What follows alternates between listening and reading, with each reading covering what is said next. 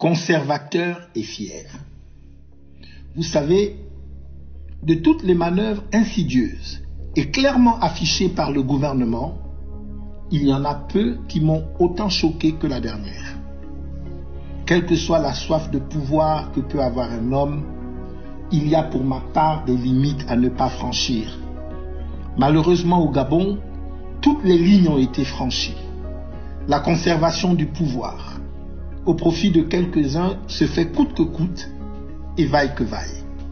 En l'occurrence, en ce moment, c'est notre souveraineté culturelle, nos valeurs qui sont sacrifiées à l'autel des viles ambitions et des considérations sociales de l'extérieur et de l'Occident en tête.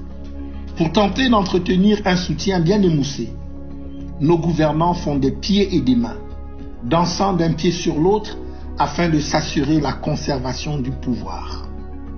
Notre culture, le rythme des évolutions de notre société et de ses choix autonomes, ils ne les considèrent plus.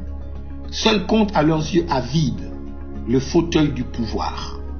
Ceci d'ailleurs est symptomatique de l'état de nos institutions.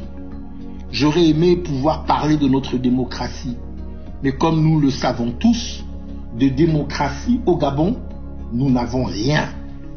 Dans un état de droit et une réelle démocratie, toute majorité politique légitimement élue se trouve au cours de son mandat à débattre avec le pays. Le débat ne se résume pas à l'élection.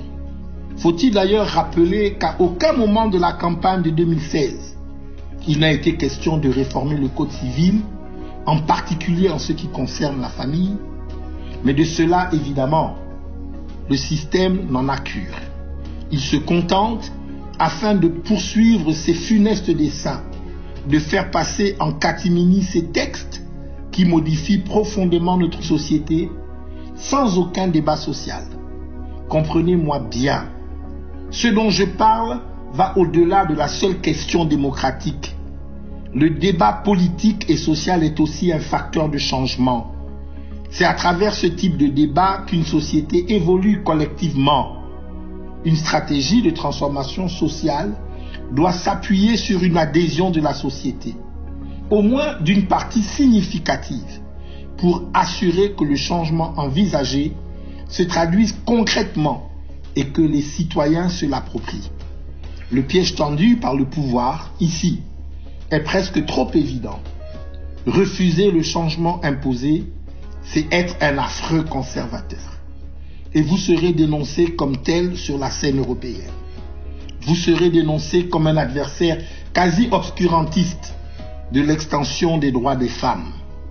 Vous serez jugé comme le pire rétrograde, car vous doutez de la nécessité de reconnaître le droit au mariage des homosexuels. Je me refuse à tomber dans ce piège, tout comme je me refuse à être jugé sur des critères qui n'appartiennent pas à ma société. Je refuse de me conformer à des normes qui n'ont pas été établies librement par mes frères et mes sœurs, par mes ancêtres. Je connais mon identité et peu importe qu'on la renie, je ressens et je vis avec les autres membres de ma société une culture qui m'inspire et régit mes rapports aux autres, ma fraternité et ma citoyenneté. Alors, qu'il me soit permis d'affirmer clairement ici que je dénonce ces changements législatifs. Qu'il me soit permis d'affirmer simplement que je soutiens à chaque instant le progrès pour l'émancipation de nos sœurs, le renforcement de leurs droits et de leur autonomie. Qu'il me soit permis de rappeler maintenant que je me bats avec d'autres pour protéger bien des femmes de toute violence, quelle qu'en soit la source. De ce fait, je revendique d'être le conservateur de nos valeurs culturelles. Je revendique d'être un défenseur de notre autonomie culturelle, fondement de notre souveraineté politique. En fait, je revendique ma gabonitude. Je suis Mike Joktan. J'ai un autre regard sur le Gabon. Que Dieu bénisse le Gabon.